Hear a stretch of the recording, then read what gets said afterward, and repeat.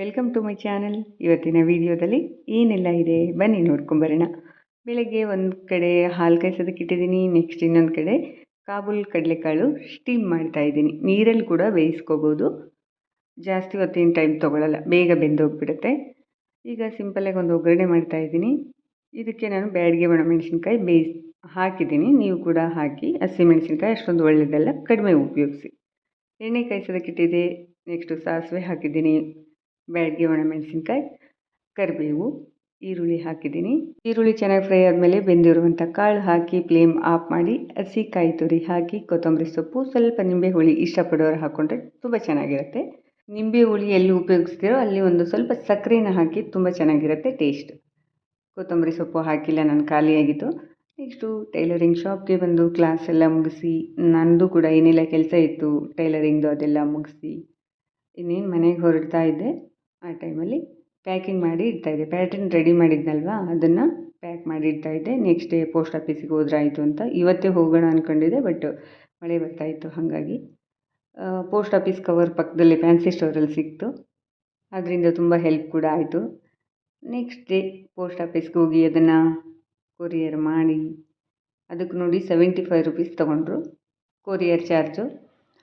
50 ಗ್ರಾಮ್ಗೆ 75 rupees ಇದೆ starting. ನಮ್ಮದು 50 gram ಬರಲ್ಲ, ಅದರೊಳಗಿದೆ. ಬಟ್ ಅವ್ರು ಸ್ಟಾರ್ಟಿಂಗ್ 50 ಗ್ರಾಮಿಂದ ಸ್ಟಾರ್ಟಿಂಗ್ ಪ್ರೈಸ್ ಇದೆ ಅಲ್ವಾ, ಹಾಗಾಗಿ ಅದರೊಳಗಿದ್ರೂ ಕೂಡ ಅವ್ರು ಅಷ್ಟೇ ತೊಗೊಳ್ತಾರೆ, 50 ಗ್ರಾಮ್ ಇಲ್ಲಾಂದರೂ ಕೂಡ. ನೆಕ್ಸ್ಟು 8ನೇ ಮೈಲಿಗೆ ಹೋಗಿದ್ದೆ ನಾನು ಕೊರಿಯರ್ ಮಾಡೋದಕ್ಕೆ. ಅಲ್ಲಿಂದ ಜಾಲಹಳ್ಳಿ ಕ್ರಾಸ್ ತುಂಬಾ ಹತ್ತಿರ ಅಲ್ವಾ, ಜಾಲಹಳ್ಳಿ ಕ್ರಾಸ್ಗೆ ಹೋಗಿ ಥರ್ಡ್ ಪೈಪಿಂಗ್ ಕೂಡ ಖಾಲಿಯಾಗಿತ್ತು. ಇಲ್ಲಂತೂ 15 ರೂಪಾಯಿ ಮೀಟ್ರ್. ನಾನು ಹೊರಗಡೆ ತರೋಕ್ಕೆ ಹೋದರೆ, ಅಲ್ಲಿ ಹೋದರೆ 8 ರೂಪಾಯಿ ಬೀಳುತ್ತೆ ಮೀಟ್ರಿಗೆ. ನನಗಂತೂ ತುಂಬ ಬೇಕಾಗುತ್ತೆ. ನನಗಂತಲ್ಲ, ಟೈಲರ್ಸ್ಗಳಿಗೆ ಚೆನ್ನಾಗಿ ಹೊಲಿಬೇಕು, ಕಸ್ಟಮರ್ಗೆ ಇಷ್ಟ ಆಗೋ ಥರ ಅಂದರೆ ಬೇಕಾಗುತ್ತೆ. ಕಾಂಟ್ರಾಸ್ಟಲ್ಲಿ ಬಾರ್ಡ್ರು ಬ್ಲೌಸು ಬಂದಾಗ ನಾವು ಪೈಪಿಂಗ್ ಕೊಡಲೇಬೇಕಾಗತ್ತೆ. ನಾನು ಇಷ್ಟನ್ನು ತೊಗೊಂಡು ಬಂದೆ. ಇನ್ನೂ ಒಂದೆರಡು ಕಲರ್ ನನಗೆ ಸಿಕ್ಕಿಲ್ಲ. ಆಮೇಲೆ ಹಾಫ್ ವೈಟ್ ಕೂಡ 2 ರೋಲ್ ತರೋಣ ಅಂದ್ಕೊಂಡೆ, ಅದು ಒಂದೇ ರೋಲ್ ಸಿಕ್ತು, ಅಲ್ಲಿ ಖಾಲಿಯಾಗಿತ್ತು. ಮೆಟೀರಿಯಲ್ ಆರ್ಡ್ರ್ ಕೊಟ್ಟಿದ್ದೀವಿ, ಬರುತ್ತೆ ಅಂತ ಹೇಳಿದರು. ನೆಕ್ಸ್ಟ್ ನನಗೆ ಈ ಐಡಿಯಾ ನಂಗೆ ಗೊತ್ತಿರಲಿಲ್ಲ. ಅವ್ರು ಹೇಳಿದರು, ನೆಕ್ಸ್ಟ್ ಟೈಮ್ ನೀವೇನು ಬರಬೇಡಿ, ನಂಬರ್ ಇರುತ್ತಲ್ವ ಅದನ್ನು ಹೇಳಿಬಿಡಿ, ನಾವು ಕೊರಿಯರ್ ಮಾಡ್ತೀವಿ ಅಂತ ಹೇಳಿದರು. ನೋಡಿ, ನಂಬರ್ ನೋಡ್ಕೊಳ್ಳಿ, 48 ನಂಬರ್, ಅದು regular colour, running colour. Next 28 number ಪಿಂಕಲ್ಲಿ ಕೂಡ 2-3 ಥರ ಇದೆ. ಸಿಕ್ಕಾಪಟ್ಟೆ ಕನ್ಫ್ಯೂಸ್ ಆಗುತ್ತೆ. ಹಾಗಾಗಿ ನಾನೇ ಹೋಗಿ ತಂದರೆ ಆಯ್ತು ಅಂತ ಹೋಗಿದ್ದೆ. ಆಮೇಲೆ ಇಲ್ಲ, ಈ ನಂಬರ್ ಇರುತ್ತೆ, ಇದಕ್ಕೆ ನೀವು ಈ ನಂಬರ್ ಹೇಳಿದರೆ ನಾವು ಕೊರಿಯರ್ ಮಾಡ್ತೀವಿ, ಮಿನಿಮಮ್ 20 ಪೀಸ್ ಆದರೂ ತೊಗೊಳ್ಳೇಬೇಕು ಅಂತ ಹೇಳಿದರು. ಸರಿ ಅಂತ ಬಂದೆ. ನೆಕ್ಸ್ಟು ನಂಬರ್ 10, ಇದು ಕೂಡ ರನ್ನಿಂಗ್ ಕಲರ್. ನೀವು ಕೂಡ ಬೇಕಂದರೆ ಆರ್ಡ್ರ್ ಮಾಡಿ, ಸ್ಕ್ರೀನ್ಶಾಟ್ ತೊಗೊಳ್ಳಿ, ನಂಬರ್ ಹೇಳಿ ಆರ್ಡ್ರ್ ಮಾಡ್ಬೋದು. ಇಡೀ ಕರ್ನಾಟಕಕ್ಕೆ ಅವರು ಕೊರಿಯರ್ ಮಾಡ್ತಾರೆ.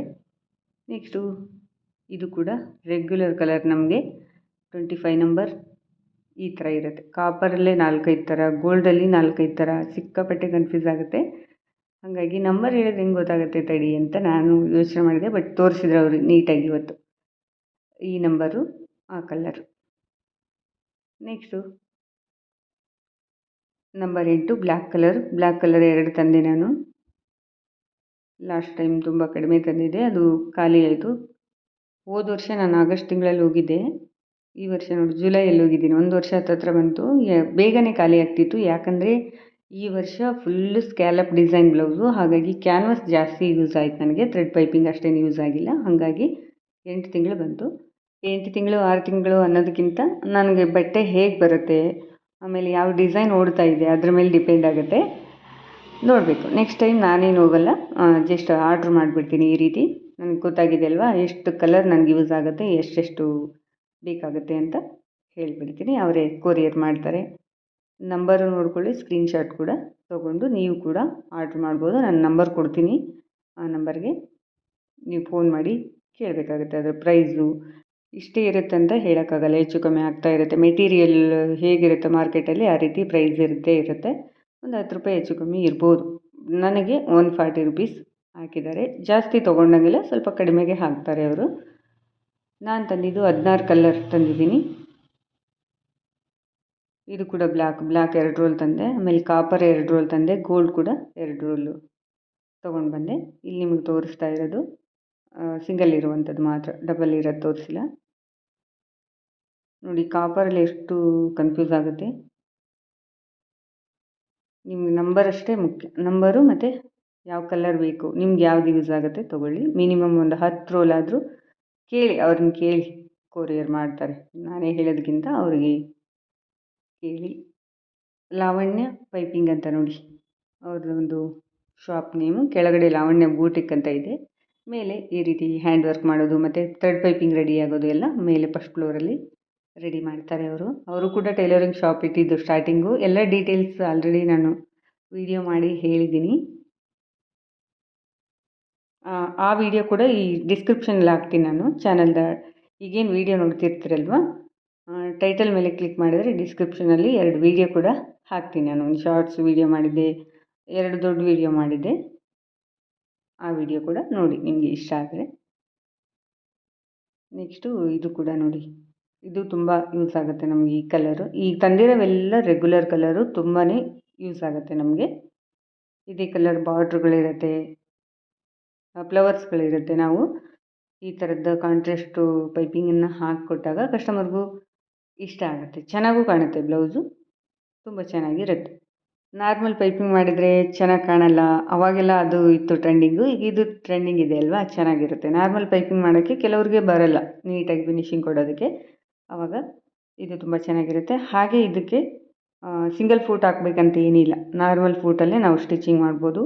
ಕೆಲವೊಂದು ಸಲ ಎಮರ್ಜೆನ್ಸಿ ಅಂದಾಗ ನಾನು ಕೂಡ ಈ ಥರ ಫ್ಯಾಬ್ರಿಕ್ ತಂದು ಇಟ್ಕೊಂಡಿದ್ದೀನಿ, ಮಾಡಿಬಿಟ್ಟು ಹಾಕ್ತೀನಿ. ಬಟ್ ಇದರಷ್ಟು ಕಂಫರ್ಟಬಲಾಗಿ ನೀಟಾಗಿ ಬರಲ್ಲ. ನಿಮಗೂ ಬೇಕಂದರೆ ಸ್ಕ್ರೀನ್ ಮೇಲೆ ಬರ್ತಿರುವಂಥ ನಂಬರ್ಗೆ ಕಾಂಟ್ಯಾಕ್ಟ್ ಮಾಡಿ ಹೆಚ್ಚಿನ ಮಾಹಿತಿನ ತಿಳ್ಕೊಳ್ಳಿ.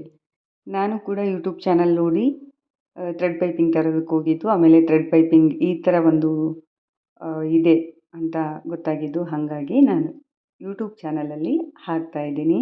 100ಕ್ಕೂ ಹೆಚ್ಚು ಕಲರ್ಸ್ಗಳಿದ್ದಾವೆ. ಇದು ಬಂದು ರೆಗ್ಯುಲರ್ ಕಲರು. ಇನ್ನೂ ತುಂಬ ಕಲರ್ಗಳಿದ್ದಾವೆ. ನೀವು ಹೆಚ್ಚಿನ ಮಾಹಿತಿ ತಿಳ್ಕೊಬೇಕಂದ್ರೆ ಸ್ಕ್ರೀನ್ ಮೇಲೆ ಬರ್ತಿರುವಂಥ ನಂಬರ್ಗೆ ಕಾಂಟ್ಯಾಕ್ಟ್ ಮಾಡಿ ಹೆಚ್ಚಿನ ಮಾಹಿತಿನ ತಿಳ್ಕೊಬೋದು. ನೋಡಿದ್ರಲ್ವ ಫ್ರೆಂಡ್ಸ್, ಇದಾಗಿತ್ತು ಇವತ್ತಿನ ವಿಡಿಯೋ. ಇಷ್ಟ ಆಗಿದ್ದರೆ ಲೈಕ್ ಮಾಡಿ, ಯೂಸ್ಫುಲ್ ಅನಿಸಿದ್ರೆ ಫ್ರೆಂಡ್ಸ್ ಆ್ಯಂಡ್ ಫ್ಯಾಮಿಲಿಗೆ ಶೇರ್ ಮಾಡಿ. ಹಾಗೆ ಅನಿಸಿಕೆ ಅಭಿಪ್ರಾಯಗಳನ್ನು ಕಮೆಂಟ್ ಮಾಡಿ ತಿಳಿಸೋದು ಮರಿಬೇಡಿ. ಸಿಗೋಣ ನೆಕ್ಸ್ಟ್ ವಿಡಿಯೋದಲ್ಲಿ. ನಮಸ್ಕಾರ.